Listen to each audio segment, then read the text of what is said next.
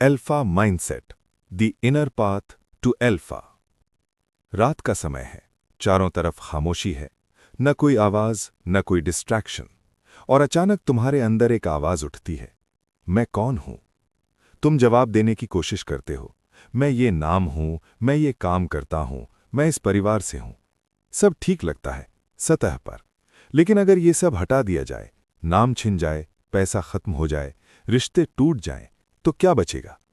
सोचो, आज रात तुम सोए और सुबह जब आंख खुली तो तुम्हें कुछ याद नहीं, न नाम, न पहचान, न बीता हुआ कल।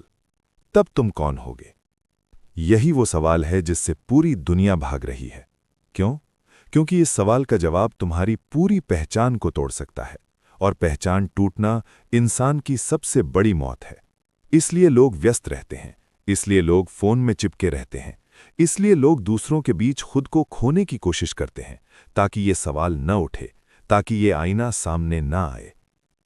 तुम सुबह उठते हो, लेकिन सच में जागते नहीं हो। तुम्हारा शरीर उठता है, तुम्हारी आदतें जाग जाती हैं, और तुम वही करने लगते हो जो तुम हर दिन करते आए हो।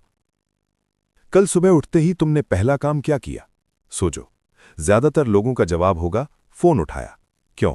क्योंकि आदत है, क्योंकि दिमाग को निर्देश मिलता है, सुबह हुई, फोन चेक करो, और तुम बिना सोचे कर देते हो। फिर क्या होता है? सोशल मीडिया स्क्रॉल, दूसरों की जिंदगी देखना, उनकी उपलब्धियां देखना, उनकी खुशियां देखना, और बिना जाने अपने आप से तुलना करना। फिर जल्दी से तैयार होना, काम पर जाना, दिन भर वही काम दोहराना, शाम को वापस आना, थक जाना, थोड़ा मनोरंजन, थोड़ा फोन, थोड़ा टीवी, और फिर सो जाना।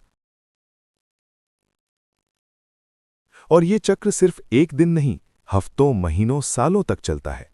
तुम्हें लगता है तुम जिंदगी जी रहे हो, लेकिन सच ये है, तुम बस एक पैटर्न दोहरा रहे हो। तुम एक मशीन बन चुके हो जिसे रोज वही निर्देश मिलते हैं, और वो बिना सोचे कर देता है।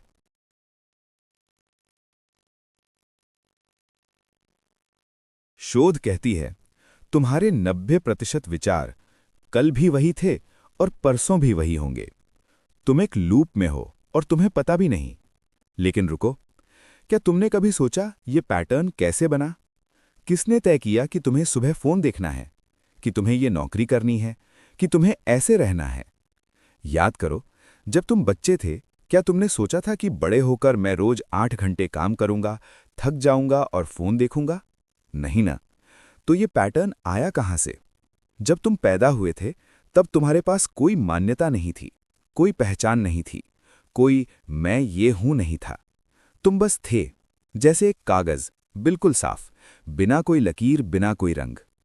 लेकिन धीरे धीरे तुम्हें सिखाया गया, ये सही है, ये गलत है, ये बनना है, ये नहीं बनना है। कैसे? तुम्हारे माता पिता ने। उनके अपने डर थे, उनकी अपनी सीमाएं थी, उनके अपने अधूरे सपने थे, और बिना जाने उन्होंने वही तुम पर उतार दिए। आगे बढ़ बेटा, मत करिए जोखिम, लोग क्या कहेंगे, पैसा कमा, इज्जत कमा। फिर आया स्कूल, वहां सिखाया गया, याददाश्त को बुद्धि कहना, सवाल पूछना गलत है, सिस्टम से बाहर सोचना गलत है। फिर आया समाज, समाज ने तय किया, सफल का मतलब क्या है, खुश का मतलब क्या है, सम्मानित का मतलब क्या है, और बिना जाने तुमने सब मान लिया। अब तुम्हारे विचार भी तुम्हारे नहीं हैं, तुम वही सोचते हो जो तुम्हें सिखाया गया, तुम वही मानते हो जो समाज ने मानने को कहा, तुम वही बनना चाहते हो जो तुम्हें बताया गया कि बनना चाहिए। एक सवाल पूछो खुद से, अगर तुम किसी ऐसे देश में पैदा होते जहां पैसे को महत्व नहीं दिया जाता, तो क्या तुम आज भी पैसे के पीछे भाग रहे होते? अगर तुम किसी ऐसे परिवार में पैदा होते जहां कला को सबसे बड़ी सफलता माना जाता, तो क्या तुम कलाकार बनना चाहते? सोचो, तुम्हारे सारे लक्ष्य, तुम्हारे सारे सपने, तुम्हारी सारी आकांक्षाएं, कितने प्रतिशत तुम्हारे खुद के हैं और कितने प्रतिशत समाज के हैं? यही सबसे बड़ा धोखा है, ये सोचना कि तुम अपनी जिंदगी जी रहे हो, जबकि तुम बस एक पटकथा का पालन कर रहे हो जो तुम्हारे पैदा होने से पहले लिखी जा चुकी थी। तुम्हें सिखाया गया, अगर तुम्हारे पास पैसा है, घर है, गाड़ी है, बड़ी नौकरी है, तो तुम सफल हो, और तुमने ये मान लिया। लेकिन एक सवाल पूछो खुद से, क्या ये सब होने के बाद भी तुम अंदर से खुश हो? बहुत लोग हैं जिनके पास सब कुछ है, बंगला है, गाड़ी है, पैसा है, नाम है, लेकिन फिर भी वो खाली महसूस करते हैं। क्यों? क्योंकि उन्होंने पूरी जिंदगी बाहर की चीजें इकट्ठा की, लेकिन अंदर कभी नहीं देखा। सफलता का सबसे बड़ा भ्रम यह है कि वो बाहर है। हम सोचते हैं अगर ये मिल जाए, अगर वो हो जाए तो हम खुश होंगे। लेकिन देखो, जो चीज तुमने कल सोची थी कि मिलेगी तो खुश हो जाओगे, वो मिल गई ना, तो क्या तुम हमेशा के लिए खुश हो गए? नहीं, क्योंकि खुशी कोई मंजिल नहीं है, वो कोई चीज नहीं जो मिल जाए और बस हमेशा खुश। खुशी एक अवस्था है, और अवस्था बाहर की चीजों से नहीं आती। एक आदमी था, उसके पास बहुत पैसा था, बड़ा घर था, परिवार था, सब कुछ था, लेकिन रात को नींद नहीं आती थी। वो सोचता था अब और क्या चाहिए। पास में एक मजदूर रहता था, छोटी सी झोपड़ी, सिर्फ रोटी कपड़ा, लेकिन रात को वो इतनी गहरी नींद सोता कि तूफान भी नहीं जगा सकता था। ये फर्क क्यों? क्योंकि पहले आदमी ने बाहर तो सब कुछ इकट्ठा कर लिया, लेकिन अंदर कुछ नहीं था। दूसरे आदमी के पास बाहर कुछ नहीं था, लेकिन अंदर सब कुछ था। यही सफलता का सबसे बड़ा झूठ है। हमें सिखाया गया बाहर देखना, जब आम धारणा है अल्फा वो है जो सबसे जोर से बोले, अल्फा वो है जो सबको दबाए, जो सबसे आगे रहे, जो सबसे ज्यादा हावी हो। लेकिन यह सिर्फ एक विकृत तस्वीर है, एक गलत तस्वीर। असली अल्फा कौन है?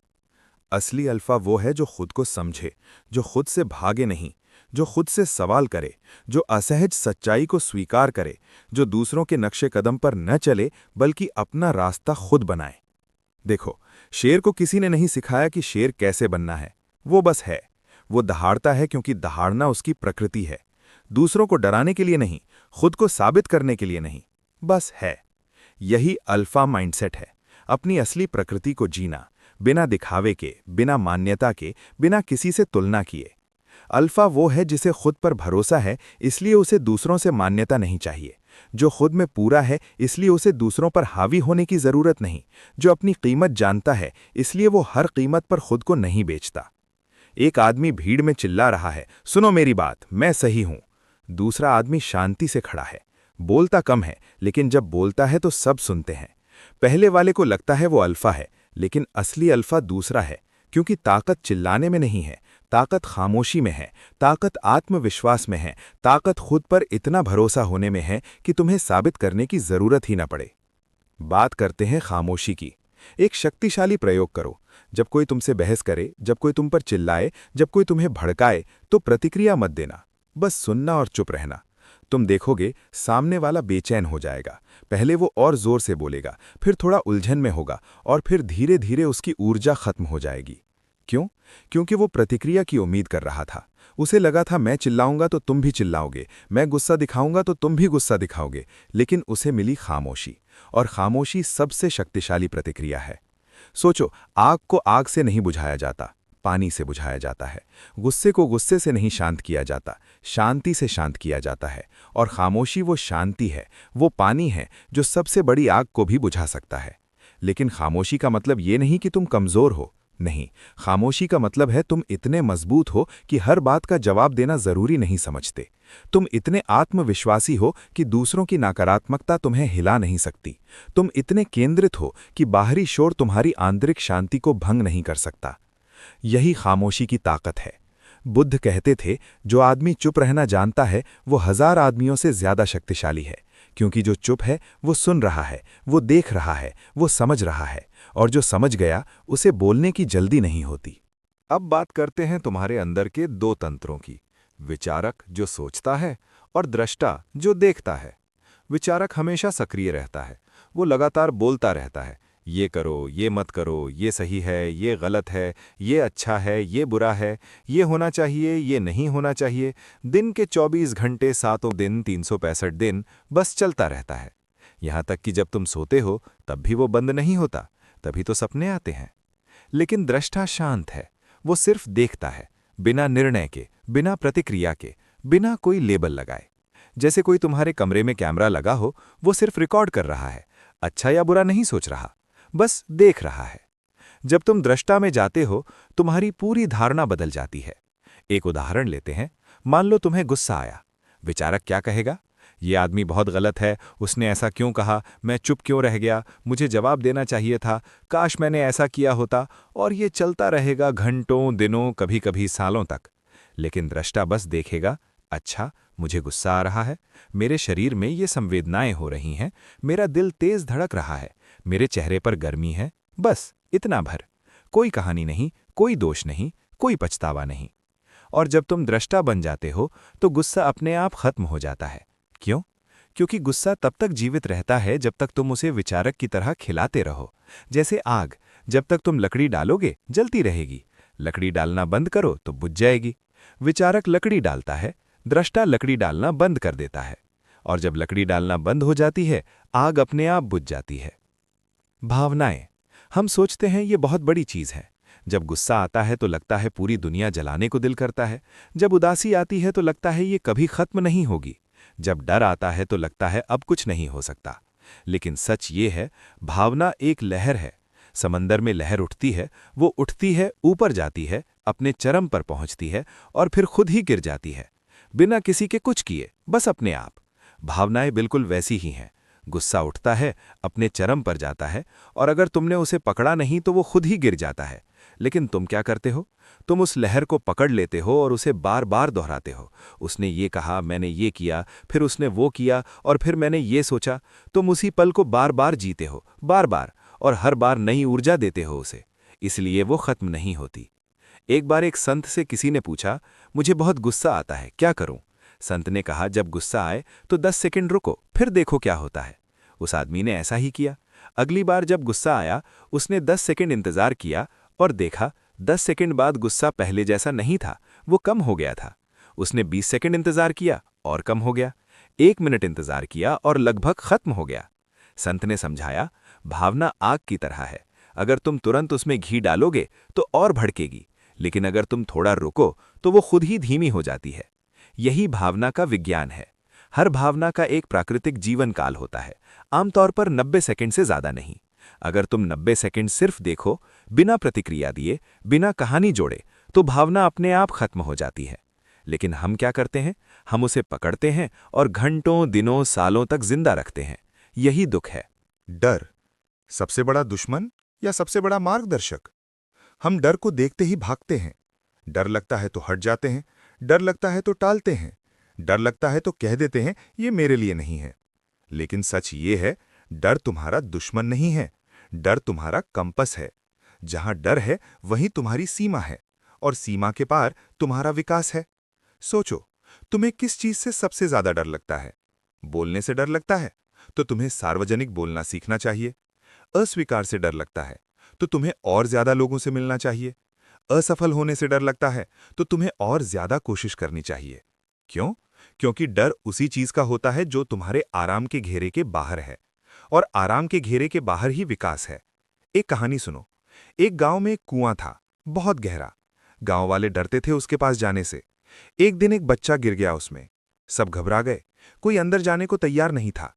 तभी एक बूढ़ा आया, उसने रस्सी बांधी और कुएं में उतर गया, बच्चे को बचा लाया। लोगों ने पूछा, आपको डर नहीं लगा? बूढ़ा बोला, बहुत लगा, लेकिन मैंने डर को मुझे रोकने नहीं दिया। डर को पीछे छोड़कर ही तो आगे बढ़ा जा सकता है। यही सच है। हर सफल आदमी डरता है, हर बड़ा आदमी डरता है, हर वो इंसान जिसने कुछ बड़ा किया है डरता है। फर्क सिर्फ इतना है, उन्होंने डर को रुकने नहीं दिया, डर को अपना मार्गदर्शक बना लिया। जहां डर दिखा, समझ लिया यहीं जाना है।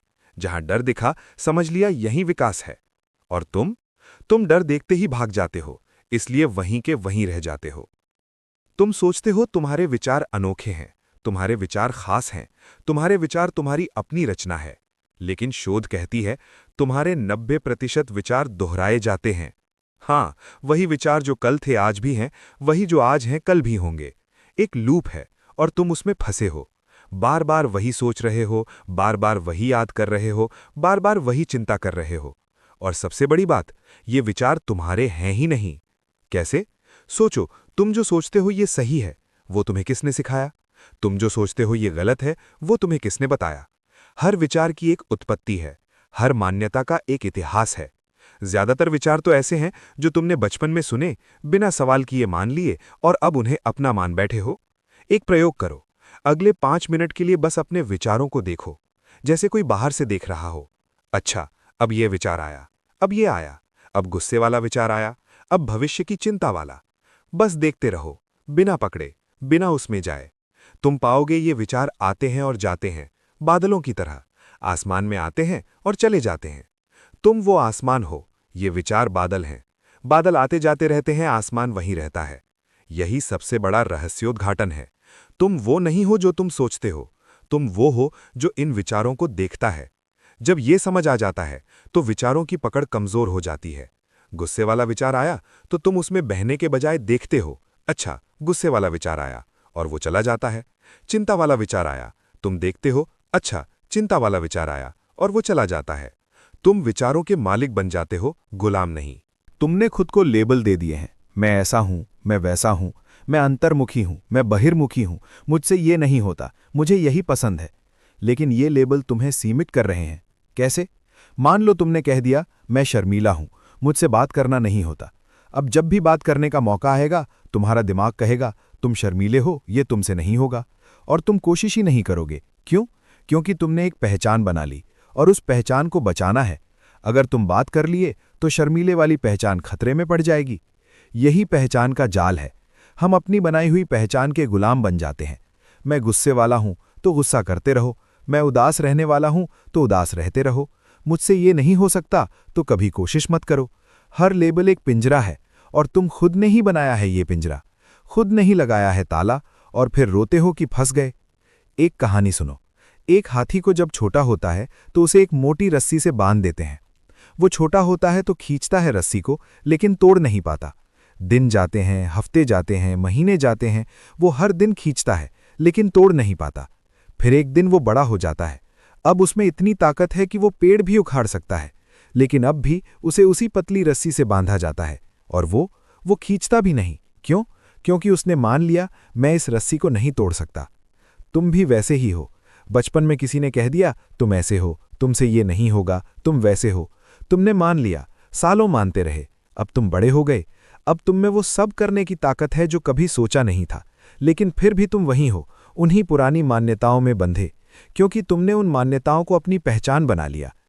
अकेला बैठना सबसे मुश्किल काम है, क्योंकि वहां कोई डिस्ट्रैक्शन नहीं होता, कोई फोन नहीं, कोई टीवी नहीं, कोई दोस्त नहीं, कोई परिवार नहीं, बस तुम हो और तुम्हारे विचार। और तब तुम्हें खुद का सामना करना पड़ता है। वो सारे सवाल जिनसे तुम भाग रहे थे, वो सारी बातें जो तुमने दबा रखी थीं, वो सारी सच्चाइयां जिन्हें तुम अनदेखा कर रहे थे, सब सामने आ जाती हैं। इसलिए लोग अकेले नहीं बैठ सकते, इसलिए लोग हर वक्त फ़ोन में लगे रहते हैं, इसलिए लोग शोर में रहना पसंद करते हैं, क्योंकि खामोशी में सच्चाई सामने आती है। लेकिन यही वो जगह है जहां असली स्पष्टता मिलती है, जहां असली ताकत बनती है, जहां असली बदलाव होता है। एक बार बुद्ध से किसी ने पूछा, आपको ज्ञान कैसे मिला? बुद्ध ने कहा, मैं रुका, बस रुका और देखता रहा, इतना ही। वो भागा नहीं, वो शोर में नहीं गया, वो अकेला बैठा और देखता रहा अपने विचारों को, देखता रहा अपनी भावनाओं को, देखता रहा अपनी इच्छाओं को, देखता रहा अपने डर को, बिना भागे, बिना दबाए, बिना निर्णय किए, और एक दिन सब साफ हो गया। अकेलापन कोई सजा नहीं है, अकेलापन एक उपहार है, लेकिन हमने उसे अभिशाप बना लिया है।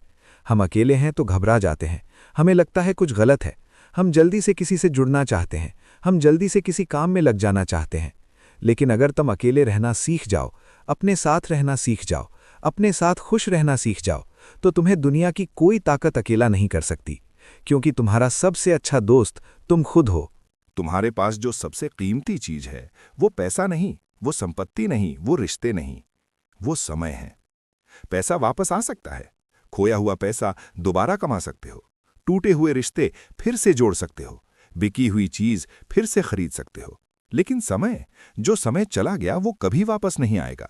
ये दूसरा जो अभी बीता वो हमेशा के लिए चला गया। ये पल जो अभी जा रहा है तुम इसे कभी वापस नहीं ला सकते। और सबसे बड़ी बात, तुम्हें पता नहीं कितना समय बचा है। हो सकता है 60 साल और हो सकता है 60 दिन और हो सकता है 60 घंटे और हों, पता नहीं, कोई गारंटी नहीं। फिर भी हम समय को ऐसे बर्बाद करते हैं जैसे असीमित हो। हम घंटों फोन स्क्रॉल करते हैं, हम घंटों टीवी देखते हैं, हम घंटों बेवजह की बातें करते हैं, हम घंटों चिंता में बिताते हैं, हम घंटों पछतावे में बिताते हैं। और ये घंटे, ये हमारी जिंदगी के घंटे हैं, ये कभी वापस नहीं आएंगे। एक सवाल पूछो खुद से, अगर तुम्हें पता हो कि तुम्हारे पास सिर्फ 1 साल बचा है, तो तुम ये समय कैसे बिताओगे? क्या तुम आज जैसे हो वैसे ही बिताओगे? क्या तुम वही काम करोगे जो आज कर रहे हो? क्या तुम उन लोगों के साथ समय बिताओगे जिनके साथ आज बिता रहे हो? ईमानदारी से सोचो।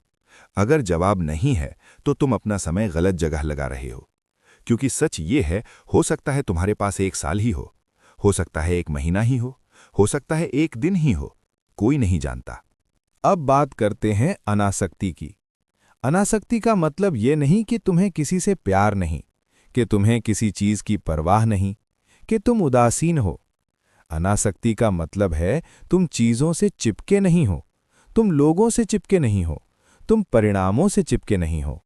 तुम पूरा प्रयास देते हो, पूरा प्यार देते हो, पूरा समर्पण देते हो, लेकिन तुम्हारी शांति इस पर निर्भर नहीं है कि क्या मिला क्या नहीं मिला। एक उदाहरण लेते हैं। तुम बागवानी करते हो, तुम बीज बोते हो, तुम पानी देते हो, तुम खाद डालते हो, तुम धूप देते हो, तुम प्यार से देखभाल करते हो, लेकिन पौधा कब फलेगा, कैसे फलेगा, कितना फलेगा, ये तुम्हारे हाथ में नहीं है। अगर तुम परिणाम से चिपके रहोगे तो हर दिन टेंशन होगी, क्यों नहीं फलाया, कब आएगा, कितना आएगा। लेकिन अगर तुम अनासक्त हो तो तुम बस करते रहोगे, प्यार से, बिना टेंशन के, और एक दिन फल अपने आप आएगा। यही अनासक्ति है। लोगों के साथ भी यही है। तुम किसी से प्यार करते हो, पूरा प्यार, बिना शर्त, बिना उम्मीद, लेकिन तुम इस बात से चिपके नहीं हो कि वो तुमसे वैसे ही प्यार करे, कि वो तुम्हारे साथ रहे, कि वो तुम्हें कभी ना छोड़े। अगर वो रहे तो अच्छा, अगर ना रहे तो भी अच्छा, क्योंकि तुम्हारा प्यार उसकी मौजूदगी पर निर्भर नहीं है। तुम्हारी शांति किसी और के होने या न होने पर निर्भर नहीं है। गीता में कृष्ण कहते हैं, तुम्हारा अधिकार सिर्फ कर्म पर है, फल पर नहीं। यही अनासक्ति है। कर्म करो पूरे मन से, फल की चिंता मत करो, क्योंकि फल तुम्हारे हाथ में नहीं है, कर्म तुम्हारे हाथ में है। और जब तुम ये समझ जाते हो तो जिंदगी की सबसे बड़ी टेंशन खत्म हो जाती है। फिर तुम हर स्थिति में शांत रहते हो, हर परिणाम स्वीकार करते हो, हर नतीजे में शांति पाते हो। तुम कहाँ हो? यहां, अभी, इस पल। लेकिन तुम्हारा दिमाग कहाँ है? या तो बीते हुए समय में उन बातों को सोच रहा है जो हो चुकी, या भविष्य में उन बातों को सोच रहा है जो हो सकती हैं। शायद ही कभी यहां होता है, शायद ही कभी अभी में। यही सबसे बड़ी समस्या है। बीता हुआ समय चला गया, वो खत्म हो गया, उसे कोई नहीं बदल सकता। फिर भी हम उसे बार बार जीते हैं, बार बार याद करते हैं, बार बार पछताते हैं। भविष्य आया नहीं, पता नहीं क्या होगा, फिर भी हम उसकी चिंता करते हैं, बार बार सोचते हैं क्या होगा अगर, बार बार टेंशन लेते हैं। और इस बीच जो असली है, जो वास्तविक है, ये पल, वो निकल जाता है, हाथ से फिसल जाता है, बिना जिए ही चला जाता है। एक कहानी सुनो। एक संत से किसी ने पूछा, आप इतने शांत कैसे रहते हैं? संत ने कहा, मैं वहां नहीं रहता जहां मैं नहीं हूं।